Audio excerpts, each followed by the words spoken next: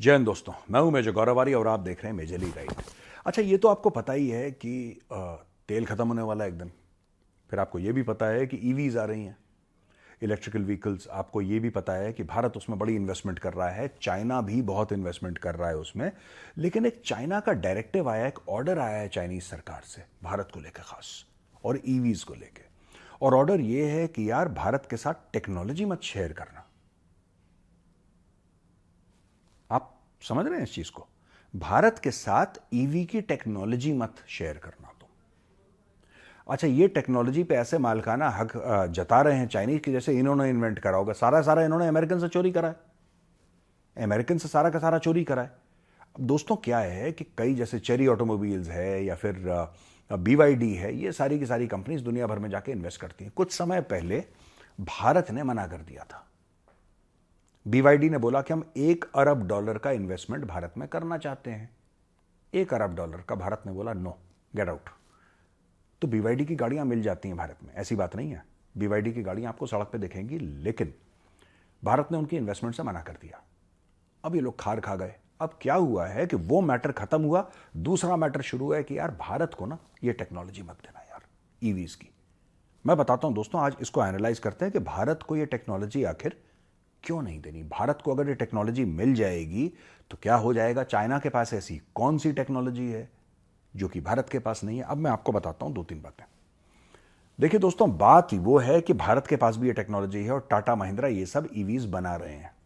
तो चाइना के पास ऐसी कोई टेक्नोलॉजी नहीं है जो भारत के पास नहीं है।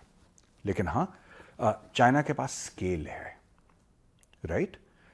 चाइना के पास मार्केट ईवी का बहुत बड़ा है, चाइनीज गाड़ियों का एक ब्रांड है, और BYD की गाड़ियां और चेरी ऑटोमोबाइल्स की, ये आप देखना, आप तुर्की में भी बन रही हैं, स्पेन में भी बन रही हैं, पता नहीं कहां कहां ये लोग अपनी फैक्ट्रीज लगा रहे हैं और अपना माल बेच रहे हैं। चाइना ने ये कमेंट करा क्यों? क्या ये कमेंट सिर्फ भारत के लिए करा? नहीं, तुर्की के लिए भी करा ये कमेंट, और जगह के लिए भी करा। जो इनकी मिनिस्ट्री है, जो इंडस्ट्रियल पॉलिसी और प्रोडक्शन बनाती है, उसका हुक्म आया है कि भाई साहब, अगर आप जाओगे ना इंडिया में, अगर आप इंडिया में फैक्ट्री लगा रहे हो, आप इंडिया में उनको सीक्रेट मत दे देना अपनी। आप उनको सीक्रेट्स मत शेयर करना अपनी, जो आप लोगों ने खुद की बनाई है। वो सीक्रेट भारत के पास नहीं जानी चाहिए। क्योंकि ये क्यों कह रहे हैं दोस्तों? एक जमाने में चाइनीज तो मजाक उड़ाते थे कि ठीक है, हम तुम्हें दे भी देंगे, तुम नहीं बना पाओगे। ये चाइनीज का रवैया था। शुरू शुरू में चाइनीज का क्या था आपको पता है? इन लोगों ने सोशल मीडिया पर अपने क्या लिखा, जब पहली बार iPhone 15 बना भारत में, तो इन्होंने बोला कि इट स्मेल्स ऑफ करी। इट स्मेल्स ऑफ करी, यानी कि उसमें जो तरी वाली सब्जी जो होती है ना, रसे वाली जिसको हम लोग बोलते हैं, उसकी बदबू आ रही है। This was a rank racist comment. Chinese बहुत बड़े रेसिस्ट हैं, लेकिन अगर आप कोविड वायरस को अगर आप चाइनीज वायरस बोलते तो इनको मौत आ जाती है 10 बार। इनको मौत आ जाती है कि यार ये तो बड़ा रेसिज्म का मामला है। खुद पे होती है, इनको दर्द होता है, दूसरे को करते हैं इनको कोई फर्क नहीं पड़ता। आज की तारीख में भारत में iPhone 16 का प्रो मैक्स भी बन गया, that is also made in India, और आपका भाई खरीदने जा रहा है बहुत जल्दी। बाकी नहीं खरीदे मैंने, मेड इन चाइना था, ठीक है ना? ये वाला खरीदूंगा मेड इन इंडिया कुछ दिन के अंदर, ठीक है? अब इशू क्या हुआ मैं आपको बताता हूं दोस्तों। बात यह है कि जो ईवीज वाला मैटर है ना, चाइना को अब लग रहा है कि भारत का जो इंडस्ट्रियल प्रोडक्शन है वो धीरे धीरे बढ़ रहा है। क्यों? क्योंकि भारत में डोमेस्टिक कंजम्पशन बहुत है। आपको क्या लगता है, ये जो महिंद्रा वाले हैं, टाटा वाले हैं, ये जब गाड़ियां बनाते हैं, इनकी इंडिया में ही पूरी नहीं पड़ती यार। कल आप जाओ जरा थार खरीदने जाओ, आपको पता लग जाएगा वेटिंग लिस्ट कितनी है। आप जाओ खरीद के लाओ थार। ऐसा नहीं है कि आपने 5 डोर थार खरीदनी और आपने बोला कि साहब ये लो पैसे, मैं चेक देता हूं, मैं गाड़ी ले जाऊंगा, अगले दिन आऊंगा गाड़ी। नहीं, कई कई गाड़ियों में तो महीनों महीनों की वेटिंग है, क्योंकि यहां पे लोकल डिमांड इतनी ज्यादा है। वो पहले घर का पूरा करेगा तब जाके बाहर बेचेगा। उन लोगों ने भी बाहर फैक्ट्रियां खोली हैं, ये सब करा है, मैं मना नहीं कर रहा, लेकिन मैं आपको बोल रहा हूं कि ये जो भारत में डोमेस्टिक डिमांड है ना, वो चाइना में नहीं है। ये पहला फैक्टर है। दूसरा फैक्टर इसमें यह है टेक्नोलॉजी का और स्केल का, जिसमें हालांकि चाइना के पास बेहतर टेक्नोलॉजी और ज्यादा स्केल है। तीसरी चीज, जब हम ईवीज के बारे में बात करते हैं तो आप कहां कहां पे, जो भी बंदा है अगर वो ईवी खरीद रहा है, जैसे किसी को चंडीगढ़ जाना है, अब चंडीगढ़ ज्यादा दूर नहीं है, उसने दिल्ली में चार्ज करा, टक से चंडीगढ़ पहुंचा। लेकिन अगर उसी बंदे को लद्दाख जाना है, या उसको श्रीनगर जाना है या उसको दिल्ली से मुंबई जाना है, उसके दिमाग में सबसे ज्यादा एक ही स्ट्रेस होगा कि यार अगला चार्जिंग स्टेशन मुझे कहां मिलेगा, अगला चार्जिंग स्टेशन मुझे कहां मिलेगा। मेरी गाड़ी की जो जिसको कहते हैं एक चार्ज पे मेरी गाड़ी 500 किलोमीटर चल जाती है, या मेरी गाड़ी एक चार्ज में 400 किलोमीटर चल जाती है, तो 400 किलोमीटर खत्म होने से पहले क्या मेरे पास कोई चार्जिंग स्टेशन है? क्या ऐसी जगह है जहां पे मैं 400 किलोमीटर गाड़ी चला के मैं 500 नहीं लेता, मैं 400 पकड़ता हूं, 400 में कहीं मेरी गाड़ी चार्ज हो जाए? तो कह रहा ठीक है साहब, सवेरे आप 8 बजे निकलोगे, आप गाड़ी चलाओगे चलाओगे चलाओगे, आप 5-6 घंटे के बाद लंच टाइम तक आप पहुंच जाओगे कहीं जगह, आपने 1 घंटे का ब्रेक लिया, उस 1 घंटे में जो वहां पे फूड कोर्ट है जहां पे आपने गाड़ी रोकी है, क्या वहां पे चार्जिंग का सिस्टम है कि अपनी गाड़ी आपने चार्जिंग पे लगाई और परिवार ने खाना वाना खाया और जब तक आपने खाना खाया तब तक वो 80-90% दोबारा चार्ज हो गई? ये सिस्टम भारत में लाना है दोस्तों। चाइना इसी सिस्टम में आ गया है और चाइना का स्केल है, इसलिए चाइना आज की तारीख में रो रहा है, कह रहा है भारत को मत देना, क्योंकि चाइना को यह पता लग गई है, ठीक है, टेस्ला इंडिया में आएगा ही आएगा, आज नहीं तो कल नहीं तो परसों Tesla will come to India, ये बात तय है। दूसरी चीज जो तय है कि इंडिया के local manufacturers, right, local manufacturers वो ईवी में बहुत ज्यादा आगे बढ़ रहे हैं, they are really expanding in the field of EV.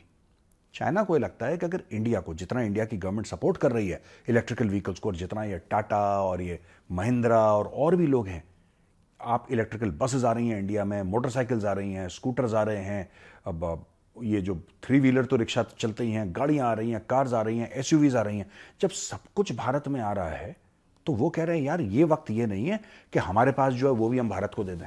फिर पता लगा यही हमें पिछाड़ के आगे चला गया। इसके पीछे एक और कारण है दोस्तों, जियोपॉलिटिकल कारण। धीरे धीरे चाइनीज जो कंपनीज हैं या चाइनीज फैक्ट्रीज हैं या चाइनीज ब्रांड्स हैं, उनको जो आशीर्वाद मिला था गोरों से, ध्यान से सुनना, अब जो मैं आपको बड़े मार्के की बात बता रहा हूं, जो उनको आशीर्वाद मिला था ना गोरों से, अमेरिका से, यूरोप से, कि बेटा आप चिंता मत करो, आप सिर्फ मेहनत करो और ट्यूशन के फीस के, जैसे कहते हैं ना बड़े बुजुर्ग, कि बेटा पैसे की चिंता मत कर, तू बस पढ़ाई कर, इस टाइप का वरदान मिल रखा था चाइना को। अब गोरों ने वो वरदान हटा लिया, क्योंकि चाइना उन्हीं को आंखें दिखा रहा है, उन्हीं को धमकियां दे रहा है, उन्हीं का पैसा लेके उन्हीं को धमकियां दे रहा है। तो अब इन्होंने बंद कर दिया चाइनीज ईवीज पे, इलेक्ट्रिकल व्हीकल्स पे जो टैक्स लगता है यूरोपियन यूनियन जाने के लिए, वो तो है ही, वो है, उसके ऊपर से एडिशनल ईयू ने सरचार्ज लगा दिया। यानी कि जो चाइनीज गाड़ी हैं जो यूरोप जाएंगी वो अब कॉम्पिटिटिव नहीं रहेंगी। जो पहले कहते थे ना कि चाइनीज चीज है, ठीक है, टेक्नोलॉजी बढ़िया है, दिखने में बड़ी इट्स क्वाइट नाइस और सस्ती भी है। चाइनीज माल सस्ता हुआ करता था, लोग इसलिए खरीदते थे। यूरोपियन यूनियन ने ईवीज, क्योंकि हम ईवीज की बात कर रहे हैं, यूरोपियन यूनियन ने ईवीज में ऐसी चाबी लगाई टैक्सेशन के थ्रू कि अब उनका माल जो है वो सस्ता नहीं रह गया, और 2025 से चाइनीज गाड़ियां मजीद महंगी हो जाएंगी। अगर चाइनीज गाड़ियां महंगी हो गई, और ये उन्होंने जानबूझ के जो टीका लगाया, चाइनीज को ही लगाया और किसी को नहीं लगाया, तो मार्केट फिर किसके लिए खुलेगा? सोचिए, ये कौन बनेगा करोड़पति का 1 करोड़ रुपए का सवाल है। सोचिए दोस्तों, जब चाइनीज ईवी का मार्केट 2025 में टाइट हो जाएगा और उनके एक्सपोर्ट्स इतने कॉम्पिटिटिव नहीं रहेंगे कॉस्ट के हिसाब से, तब किसको पूछेंगे ये लोग?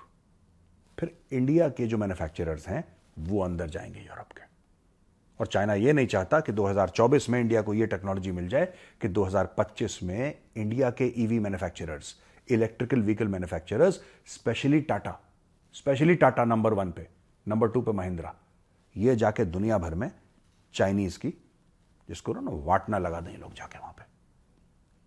टाटा के पास लैंड रोवर जैगुआर है, ग्लोबल ब्रांड है टाटा का। ये महिंद्रा का, हर जगह दुनिया भर में महिंद्रा ग्रुप की सप्लाई चेन है। कल महिंद्रा ग्रुप कहता है कि यार हम आपके लिए चार्जिंग स्टेशंस भी लगाएंगे, हम आपके लिए गाड़ियां भी लगाएंगे, हम स्पेन में मैन्युफैक्चरिंग करेंगे और स्पेन से हम पूरे यूरोप में भेजेंगे। क्या कर लेगा चाइना? क्या कर लेगा फिर चाइना? तो इसीलिए भारत उठ रहा है, चाइना डूब रहा है। ईवी के तौर पे बात कर रहा हूं मैं, ओनली इलेक्ट्रिकल व्हीकल्स। अभी भी चाइना का maximum EVs in the world है। तो अगर किसी को यह गलतफहमी है कि भारत ने पछाड़ दिया चाइना को, सॉरी, दैट इज रॉन्ग। अभी नहीं पछाड़ा, लेकिन चाइना का गला सूखना शुरू हो गया है दोस्तों। ये आज की ताजा खबर है।